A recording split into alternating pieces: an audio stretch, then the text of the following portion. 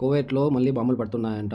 ఈరోజే మాకు మొబైల్‌కి మెసేజ్‌లు కానీ, అలారం, బయట సైరన్‌లు అన్నీ వచ్చాయి. సో, ఎవరైతే ఇండియా నుంచి కువైట్‌కి రావాలనుకుంటున్నారో, వాళ్ళు ప్లీజ్ ఎంత వీలైతే అంత త్వరగా ఇక్కడికి రండి. ఎందుకంటే, మళ్ళీ ఎయిర్‌పోర్ట్‌లు మూసే ఛాన్సెస్ అయితే చాలా వరకు ఉన్నాయి. అలాగే కువైట్ నుంచి ఇండియాకి ఎవరైతే వెళ్దామనుకుంటున్నారో, వాళ్ళు ఒకసారి ఆలోచించండి. సో, ఎందుకంటే ఒకసారి వెళ్ళిపోయిన తర్వాత ఎయిర్‌పోర్ట్‌లు మళ్ళీ మూసేస్తే మళ్ళీ మీరు ఇక్కడికి రాలేరు. సో, అలాగే ఈ బాంబులు పడుతున్నాయి కాబట్టి, సో, ఎవరు కూడా ప్లీజ్ వాటిల్ని ఫోటోలు కానీ, వీడియోలు కానీ తీయొద్దండి. ఇక్కడ పోలీసోళ్ళు ఎలాంటి రూల్స్ అయితే పెట్టారో అవన్నీ ప్లీజ్ పాటించండి. ఎందుకంటే ఏ ఒక్క చిన్న మిస్టేక్ అయినా కూడా ఇంటికాడ మన ఫ్యామిలీ చాలా సఫర్ అవుతుంది. సో, ఆల్రెడీ ఇలా ఫోటోస్, వీడియో తీసి నా ఫ్రెండ్ ఒకడు జైల్‌లో అయితే వెళ్ళాడు.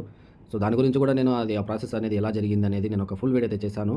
సో, వీడియో కింద లింక్ చేసి పెట్టాను. మీలో ఎవరికైనా డౌట్ ఉంటే వెళ్లి చెక్ చేసుకోండి. సో, ప్లీజ్ అలాగే అందరూ జాగ్రత్తగా అయితే ఉండండి. కువైట్‌లో మళ్ళీ బాంబులు పడుతున్నాయంట. సార్ కూడా చెప్పాడనమాట నాకు. మళ్ళీ ఇలా పడుతున్నాయి. నువ్వు ఇలా సిటీకి వెళ్ళినప్పుడు కొంచెం జాగ్రత్తగా ఉండు అని నాకైతే చెప్పాడు.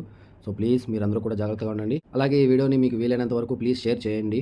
ఇక్కడ చాలామందికి ఈ విషయం తెలీదు కాబట్టి ప్లీజ్ ఈ వీడియోని అయితే షేర్ చేయండి. నలుగురికి ఈ విషయం తెలిసినట్లు ఉంటుంది. వాళ్ళు కనీసం జాగ్రత్త పడతారు. అలాగే వీడియో నచ్చినైతే ప్లీజ్ లైక్ చేయండి. అలాగే మన ఛానల్‌ని సబ్స్క్రైబ్ చేసుకొని నన్ను సపోర్ట్ చేయండి ఫ్రెండ్స్. ఓకే. బాయ్.